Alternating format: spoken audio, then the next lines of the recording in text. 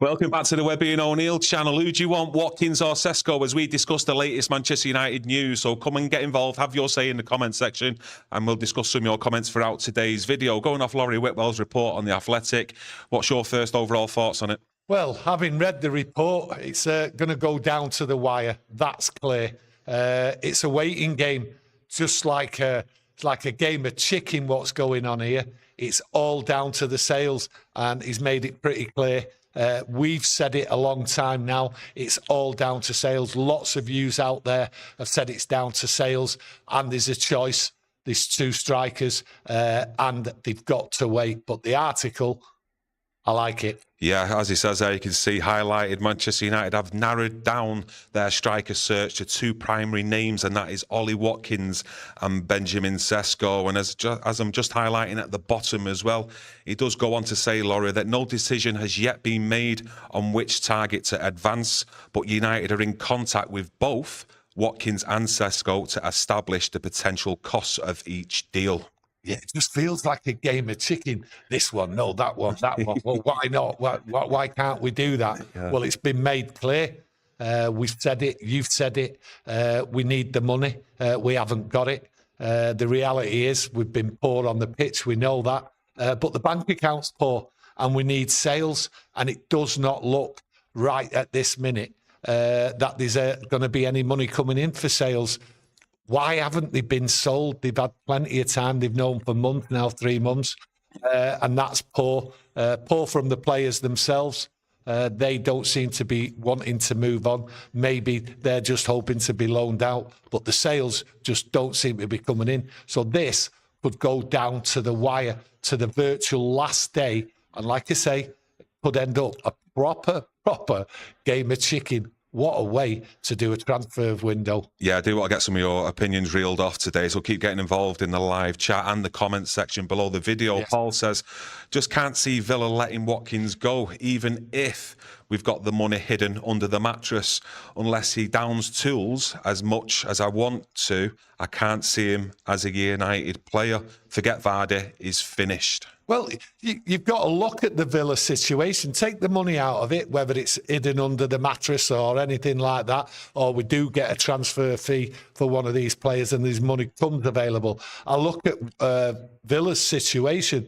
I mean, for Villa to actually let Watkins go, I mean, this is how it seems to me. Don't know out there. But Villa would want a replacement. Villa would want somebody in there. So for me, I think the reality of it is we won't get Watkins, even if we've got the money, until Villa get a replacement. And at the moment, I don't see any signs. Some of you out there might see, so let us know. But that, I think, will hold any deal up for Ollie Watkins. Yeah, I think we've been saying since the start of the transfer window, and a lot of you out there, a lot of players, well, the players that we do want to bring in this summer, it is all going to be dependent on player sales. The question I've got out there for you is, though, what happens if we don't shift any of these players on now? We've got Rashford out the door to Barcelona, but what happens if the other 4 players, they're still here 24 hours before that window slams shut? Well, that's the nightmare scenario, isn't it? Did they then go and look out for a Jamie Vardy? Oh, listen, it's a nightmare scenario going to deadline day and then not getting one of these 2 strikers. It's either one of them or none, you know. So for me, stopgap, I looked at it and I was thinking about it the other day, and then I suddenly changed my mind and thought, you can't have a stopgap. So that's the scenario. So, you know, we're in a little bit of a pickle here. We're in a stalemate. We're in stopgap of dealing in the transfer window until sales come from. Dan Fenton says, Sesko is the player. He's quality. Watkins is really good too. He's Premier League proven goal scorer. I'd take the 2. But if we're desperate for a striker, we are desperate for a striker, and we can't go into the season with Rasmus Højlund. I mean, we're talking about stopgaps. I was actually a bit surprised how many people got involved in the comment section yesterday and said they would like to see Vardy come in as that stopgap for the year. I mean, do we go to plan B instead and put Harry Maguire up front for the last 10 minutes? I know we was having a bit of a chuckle about it earlier on, but... I go back to the situation. If we bring in a stopgap player, then, you know, someone like Vardy or Calvert-Lewin or something like that, you've got to say, well, these players are being brought into the club. When really we've got to look to the future. We're supposed to be changing policy and everything like that. But if you bring somebody in like Vardy, you might as well put Harry Maguire up front, because Vardy would only be used for 10, 15 minutes. I use Vardy as an example to a stopgap player. You'd put Harry Maguire up there. I mean, when Harry Maguire's been like rushed into service, I mean, let's get something straight. He's a goal scorer. He's a centre-forward goal scorer. He's at least a threat in the penalty box in the opposition's half, isn't it? Because he doesn't even know his next move, his movement. So how do the centre-halves of the opposition know? Do you know what I mean? He does cause his carnage and chaos. Listen, you've got to say Højlund would be the starting number 9, without a doubt. Yeah, it's in front of a stopgap player, right? But then if you had to bring on someone like Vardy, Calvert-Lewin or someone like that, right, then you might as well have Harry Maguire up there. So you wouldn't want a stopgap play. It doesn't make sense. I mean, I hope our sense of humour is not lost on a lot of yous out there, but it wouldn't surprise me that we do actually see Harry Maguire in at least one game this season where he's put up top for the last 10 minutes. He can play winger. You see him crossing? I tell you what, Athletic Bilbao away. Yeah. Was it from the right-hand side there? A few twists and turns, got a ball in and Yeah, but let's, that's Harry Maguire. He'll put everything in, he'll put his head up there, and I'm sure we will see him there. But like you say, I look at these two players, Sesko and Watkins, they're not United's first choice. United have contacted lots of centre-forwards. These aren't United's first choice. Are we actually accepting a lower standard of player? That's a question out there. A lot of people aren't too happy with Sesko. A lot of people aren't too happy with Watkins. And you have to say, are these the real first targets of Man United? And does it look desperate? I mean, some people may think that. Yeah, I mean, obviously the first target was actually Liam Delap. I mean, do you believe all the noise out there that when we was going on to Victor Gyökeres? I'm not too sure on all that. Maybe, possibly, if we had Champions League football next season. But I still think the likes of Watkins especially, and Benjamin Sesko, who admittedly I've not seen a lot of, but, hey, let's get them in if they're the players that the club actually wants. Well, it's not. It's actually what they need, and that's a striker. They need 2 strikers. I keep saying it. I keep repeating myself. I know, but a few people in the comments were like yesterday, like, Tony, what are you talking about? We're not going to get 2 strikers in this transfer window. No, we're not. But you want 2 strikers. I personally, I think the club deserves 2 strikers. Why shouldn't we have 2 strikers? But I look at Sesko there. I'm not a great admirer of Sesko because I've not watched a lot of him. I've not heard a lot of him.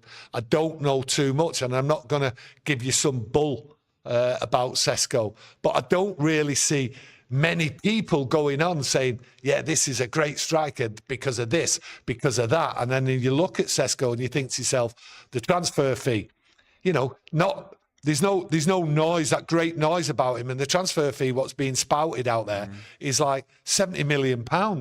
Have United, even if they get the sales in, able to get it over the line? And that's the worry, bringing in someone like Sesko. The fee is being talked about, but I've got to admit, reports out there that United have made contact and tried to find a valuation and things like that. So you just never know. Depending on sales, they might get it. But is he the preference? Is he the right choice? I'm not too sure, to be honest. And, The thing is, for me as well, though, I just hope it's not going to come down to whichever player's the cheapest, basically. I want him to go for the player they actually want and who they believe will improve the team, whether that is Benjamin Sesko or Ollie Watkins. Go and get the player you think is going to improve the team, not one that's the cheapest. Yeah, I don't think it's on the cheapest with these two. I'm not knocking any of these 2 players. Yeah. I look at Sesko and people will say, listen, he did well in a poor side, what didn't hit the heights in the Bundesliga. So he scored goals, and that's what you want from a player. But what it is, you also have that doubt and you have that worry, like, it's potential. Are we just going for potential? It's not potential what we need. Would he come and hit the ground running? Well, you can say that about any player who doesn't play in the Premier League. And then you look at Watkins and you say to yourself, he'll hit the ground running. He doesn't need a pre-season with his teammates. A striker in the Premier League scoring goals will walk straight into any side and do the same. That's how it is. So Watkins, you look at it and think, right, there's no worries there. He's going to go in. The reason we want a striker, because we need goals, and Watkins would provide that. There is a doubt about Sesko. Would he adapt to the Premier League? I think Watkins played with Mbeumo as well, didn't he? At Brentford in the 1920 season in the Championship, 43 goals between them. And I just hope, like we go back to there, that we don't get towards the end of this transfer window without either of one of these two players, and then it's looking like we're going to scratch the bottom of the barrel and then go and get like a Jamie Vardy. Well, it'd be a disaster, and the disaster goes back to, right, sales. And it's the players, it's the deadwood. That problem is there, and this is what's causing the problem. Plus, the lack of funds. There's no money in the bank. I mean, we don't want to go into the season then if we've not sold any of these players. I mean, and then there's a possibility of them reintegrating them back into the squad. Well, people and then going out there and maybe getting a free transfer like Jamie Vardy. I mean, there's going to be a lot of people out there who won't be happy with that, and I won't be happy as well. No, I don't think we're going to get a stopgap. I've thought about it again. We're not going to get a stopgap. That would be, for me, a backward step. You would bring in, I think, a young player from the under-21s. Well, you've got Bobby Martin as well. Well, you've got other players, so he'd introduce them. That's what Ineos come in. They talked about the youth, bringing them through and everything, and that's what Ruben Amorim has to do, bring them through. I don't think a stopgap would suit Manchester United, but it's a terrible situation. Yeah, I was going back into the chat. Derek's actually, I've better do a bit of admin work here. Derek and Fred Crantham have each gifted 5 memberships each, so the 10 people altogether have been gifted their memberships. Big thank you to them two legends. Ali T says, if we don't secure Sesko this week, Newcastle will, as they have the money ready. Leipzig won't wait for us. And that's another thing, isn't it? You know, some sort of like bidding war, and you can't see Manchester United getting involved in that. Well, we're not going to get him. I mean, that's the reality. We're not going to get Sesko this week. It's been said time and time again. We've repeated it time and time again. Many United fans out there have repeated the same. There is no money. And it's down to sales. And we're doing this video now on the back of Laurie Whitwell telling you that has to be sales before it's either Sesko or Watkins. So it's not this week. Can't be this week. There's no money. It can't be done until sales. So Sesko might end up going. There might be a bid, what they can't turn down, and Sesko will turn around and say, I just can't be waiting. I can't wait till like deadline day for my future and all that. So I'm making a decision. And he might make that decision. And then it's all down to Ollie Watkins then. So Sesko may go, and I wouldn't be surprised if he goes. I mean, just looking at some of the comments as well out there, I don't think some fans would be too unhappy if we didn't go for Watkins or Sesko, especially at the price tags like 60 million for Watkins, 70 to 75 for Sesko, and that money was actually put elsewhere in the team, like a midfielder or a goalkeeper instead. Some people think we've got enough firepower up there now. We've added Cunha and Mbeumo in there. Yeah, some people do think we've got some firepower. I do think we've got some firepower, but I think you just need that centre forward. But there's also people out there saying they'd rather not go in for a Sesko or a Watkins. They'd rather wait, keep the powder dry for next transfer window, next summer, and then go out there and get the big hitter, the number one striker out there, like we used to in the old days. But we know that's all changed. So there is people like with a different opinion, United fans out there saying, no, let's just sit where we are.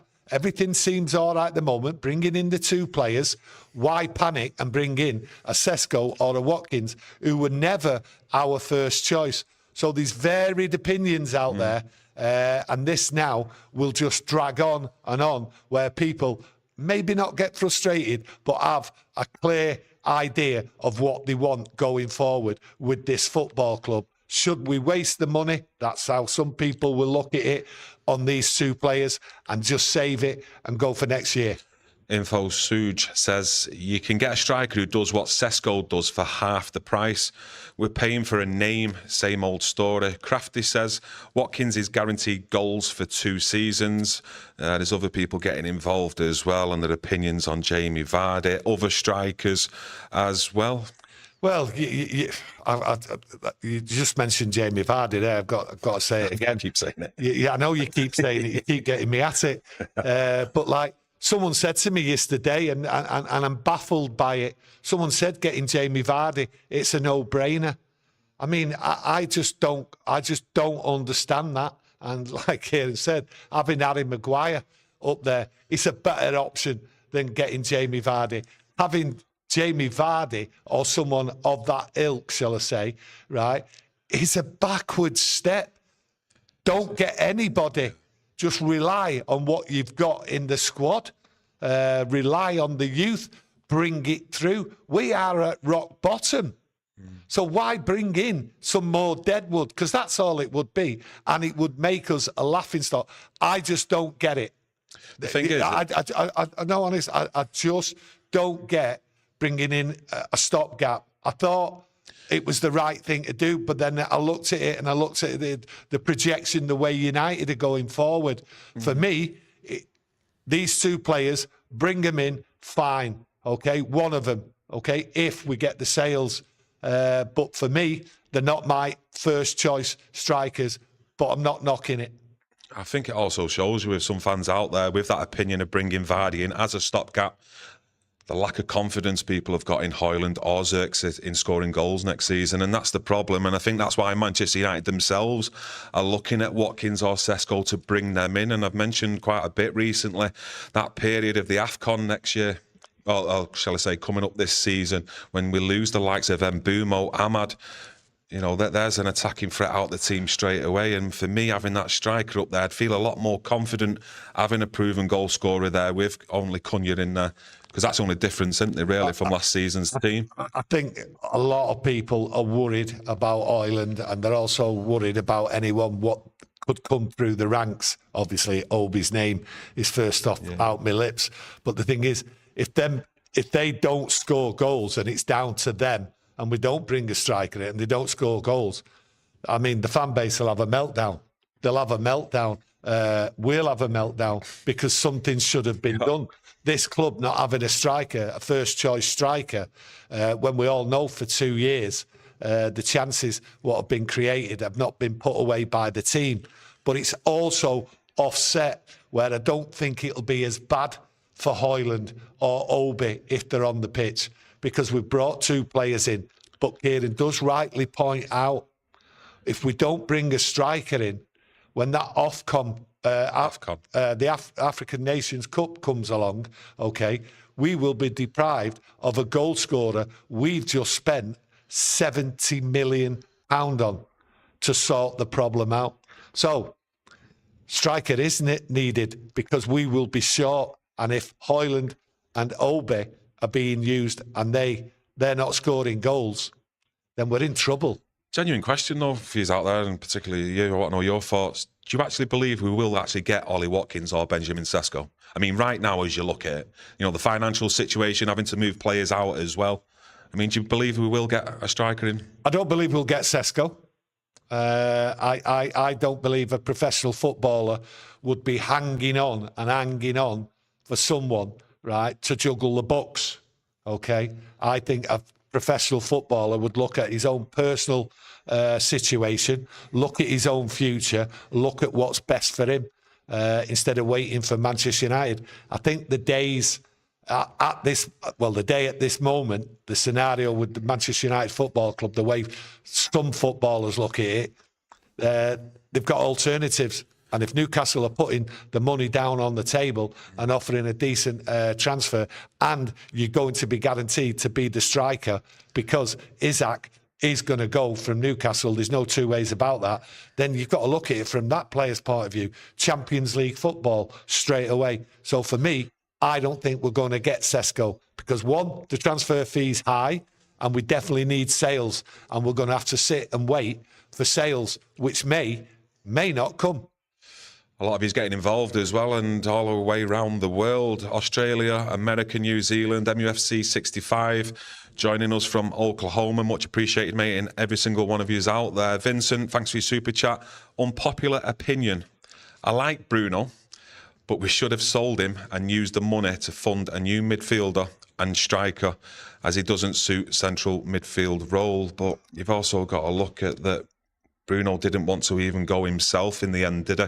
Especially to Saudi Arabia, where the links and the contract offer was made. No, Bruno didn't. In the end, didn't want to go. Contact was made, conversations were had. £100 million reportedly on the table. I don't believe £100 million, to be honest with you. But the problem with Bruno, with that £100 million so-called offer, if he goes in midfield and he doesn't do it, which a lot of people are critical of him in that midfield.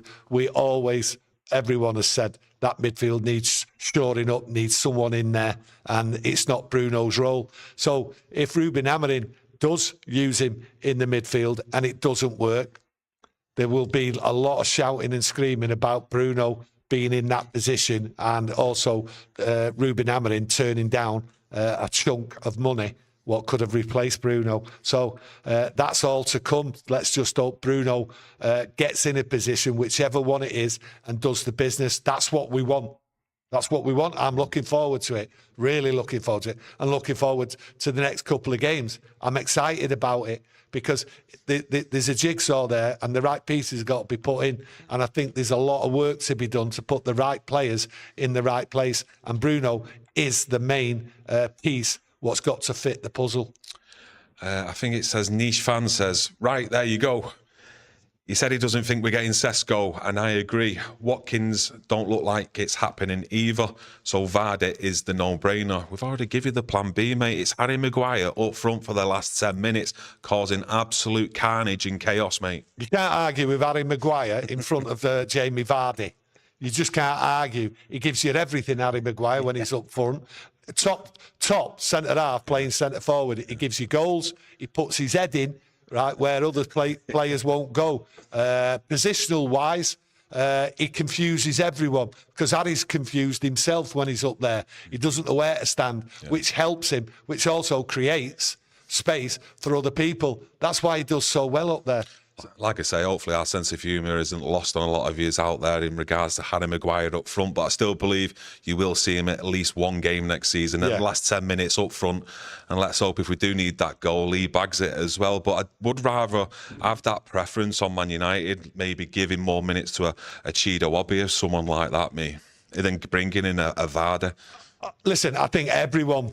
I think when it comes to it, right, look, we know it's a waiting game of chicken and all that. So on the last day of the transfer window, I think when we've got that option to bring in a stopgap player or use one of the youth players, Obi, somebody else like that, I think we would all choose, as Manchester United fans, long-time Manchester United fans, who fully understand where this club has come from and everything. I think we'll just turn around and say, right, we're starting at the bottom, because we are starting at the bottom. We was 15th last year. Let's not mess about here. We was 15th. We're building for the future. We've brought in two players who can score goals in the Premier League. There's a different attitude. People are getting rid of. Just put the kids in. We don't get a striker, Watkins or Sesko. Is the plan B then not Mbeumo going as the central striker? Because you've still got options in the number 10 positions like Bruno, Ahmad, you've got Mason Mount there, Joshua Zirkzee can play as a 10. So is the plan B actually Bryan and Mbeumo? Yeah. If Højlund or Zirkzee don't start firing? But quite rightly, people out there will point out, but you've got the African Nations Cup. Yeah. Then Mbeumo's gone, Ahmad's gone. Then suddenly you're light on that, right? You're like, whoa, hang on, who's coming in? You're light in attack again. Options now are going down. And really, your season, you know where you are by the time Christmas and New Year comes, whether you're challenging for a cup, whether you're challenging to stay high in the league, get a possible place in the Champions League and that. So we will be light. So there is a problem. I can see that. A lot of people out there can see that. But the thing is, Have we really got that many options? And I think when you look at the striker options, I think the striker, Sesko, is options. He'll make that, and I think he'll go to Newcastle. You look at Watkins, the options there. Will he come to United? I've not heard him speak, but the thing is, the problem with Villa, and I'll say it again, is they need a replacement before they even think about putting a price on him. Now, when that price comes, what is it? I've seen 40 million, me. I've seen 50 million. To be honest with you, I don't think that's 40 million. I think that's way too much, to be honest with you, for a striker of his age. That's my thoughts. I've seen people talk about 50 million. I've seen reports of 50 million. That is a no-no. That can't be. That's not the value of Ollie Watkins at that age. Yeah, no, I do get that with his age, sell on value, etc. But I just think that we need a player for the now who's going to make an instant impact. Don't get me wrong, every player you sign is always going to be a gamble, but I think it's less of a gamble bringing Watkins in than it is Benjamin Sesko. And to be fair, with Aston Villa, you know, if he was to take his goals out of the team, he probably would actually cost them 50 or 60 million possibly to go and actually replace as well. So I can look at it from their point of view. I think when you look at a transfer fee for Ollie Watkins, regardless of what it is, I think if Manchester United were looking at bringing Ollie Watkins in and they go for the transfer, I think they will write that money off. I think that's the acceptance. And I think that's what they've done, basically, with the players they've put up on the transfer list and left back at Carrington. I think they've wrote their transfer fees off, to be honest with you.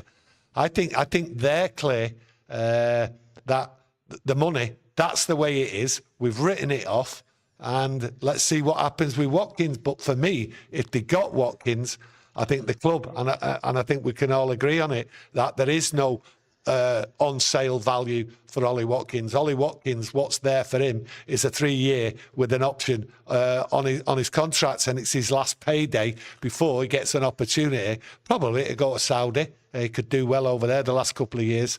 But the thing is, I think they're just quite prepared for the player sales to be written off, and that's the way it is. That's life.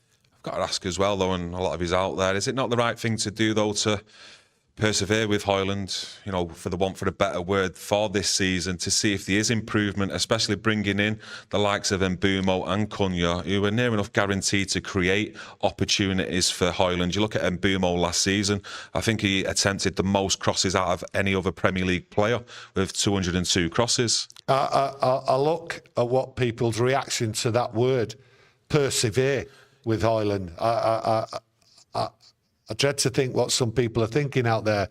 Persevere. We've got no choice to persevere, people will be saying. We've got no option. We're not going to bring in anyone. We've got no money. We just haven't got a choice to persevere. He's rubbish. He's this. He's that. Okay? This is his year. He has to turn it round. He's had 2 years, as far as I'm concerned. I think you're of the same thinking. We've got to give him this year. I've always thought that United were going to give him this year under Ruben Amorim and try and turn him round and make a player of him as a centre forward. We're bringing in 2 players, which will really help him. There's no 2 ways about it. But people out there, persevere. Some people will be screaming at that word. Ethan, managed to make a live, even if I am late, Best United channel on YouTube. Thank you for your kind words, my mate. Simply Dread did say at least one more season for Rasmus Højlund. Stephanie Griffith is keeping a tab on how many people are watching and how many likes. Let's get them likes bumped up and let's get at least 1,000 likes on this video, please. So keep smashing that like button. A lot of people are mentioning with us talking about Watkins.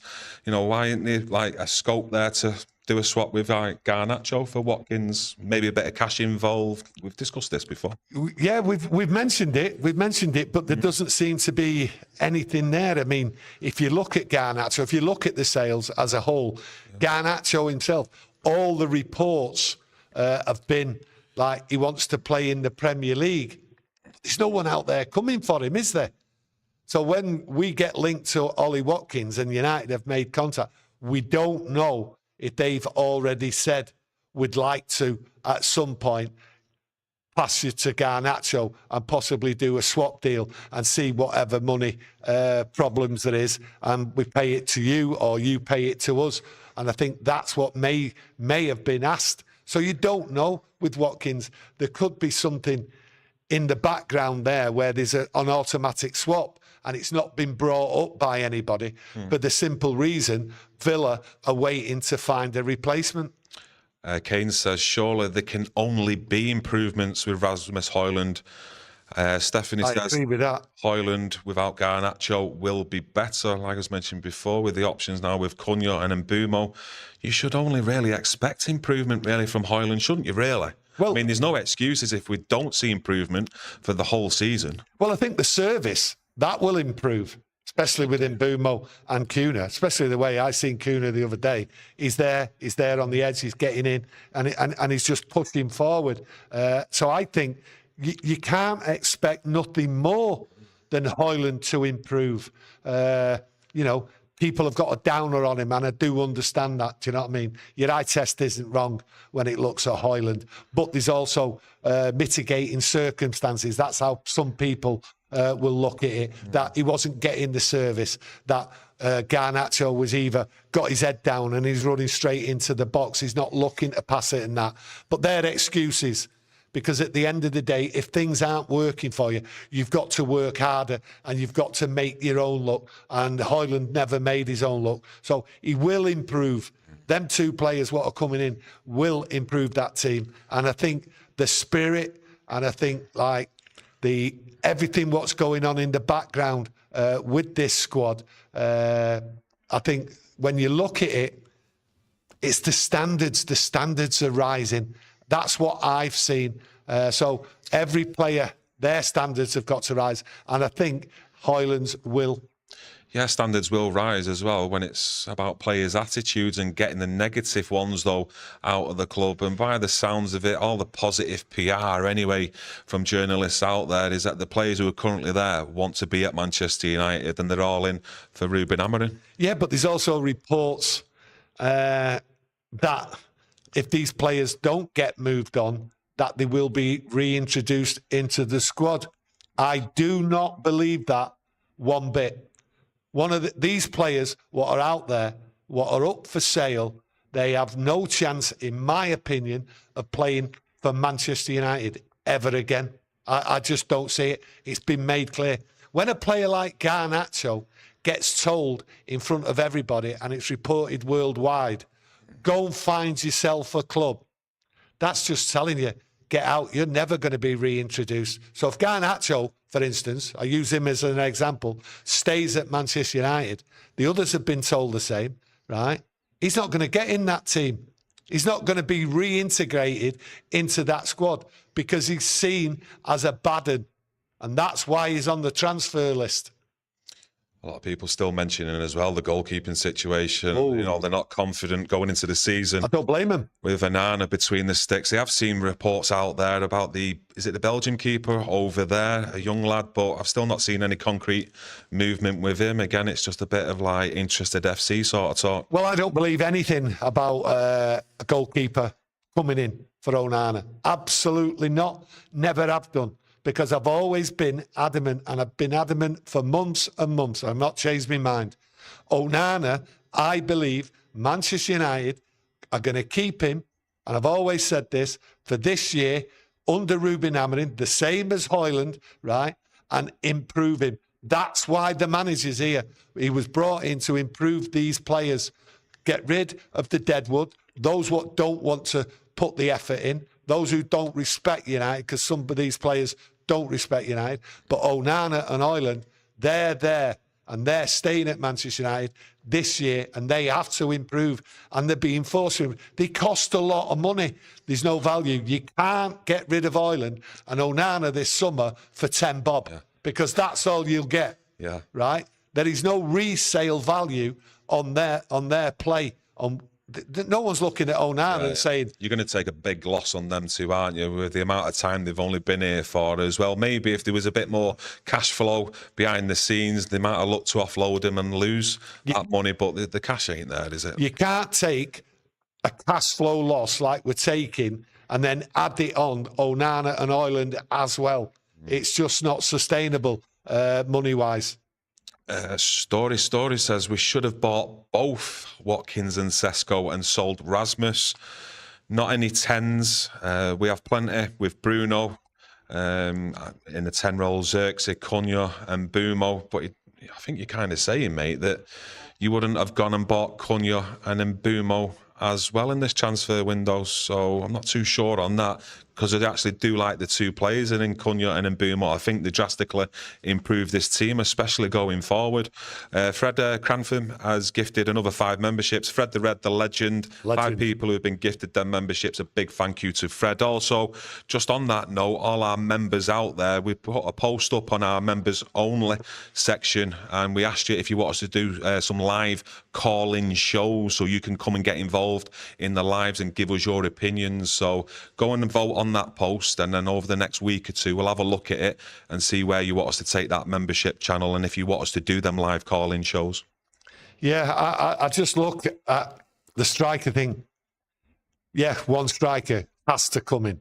I think we all agree on that. Yeah. But like, I've always wanted 2 strikers to come in and keep Højlund for this year. That's how I've always seen it. We're not getting that. Listen, we've got the nightmare scenario here. We might not bring a striker in, right? We might not have the money. That's the reality. So at the end of the day, bringing a striker in, it's wishful thinking at this moment in time, because the reality is simple. Who really is going to put a fee on these players we want getting out? To me, the option clearly is going to go to the wire, where we just get them out on loan. That's how I see it. Yeah. That's how I see it. And then the scenario is, it's deadline day. It's the last day of transfer window. What do we do? Well, don't panic. Yeah. Never panic. Okay? We've got... Let's face it, though, as Manchester United fans, we've actually been used to this sort of dealing in the past, really. You know, some late player sales and also players coming in as well. Yeah, we have, and we've had players what have been stopgap players, and we go back to, this is a bit of humour, by the way, we go back to Weghorst. Yeah. Now, remember Weghorst? We all love Weghorst because he's all running around. But Harry Maguire's got a better scoring rate up front than Weghorst. Probably, yeah. And don't mention Igalo. Yeah. Yeah, there's been quite a few, to be honest with We you. don't want them scenarios again, because they're not the future. When Manchester United, the biggest club in the world, is rock bottom, okay, you don't want to be repeating the mistakes of old, no matter how painful it is. That's how I look at it. That's how I look at this year. There will be pain. Ruben Amorim says that. I think that's his second word out of his mouth when he wakes up, to be honest with you.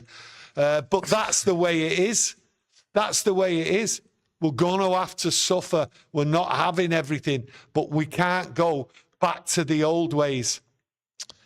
Fred Crantham has said, 200 likes, guys. Come on, it's free. And that's just true. like me. So, yeah, much appreciated. Keep smashing that like button. But I think we're going to end it there, wrap it up. We don't want to just carry on waffling for the sake of it. No. Hopefully we get some positive news coming out tomorrow, some actual movement in getting some of these players out, because I think we're all aware we need to get these players out before we go for the likes of Watkins or Sesko and maybe any other more players. But it's been great looking at some of your opinions on there, and mixed of opinions as well, which is most important. So carry on the conversation in the comments section. Smash a like on the video, get that notification on, and we'll see you all tomorrow. Enjoy your day.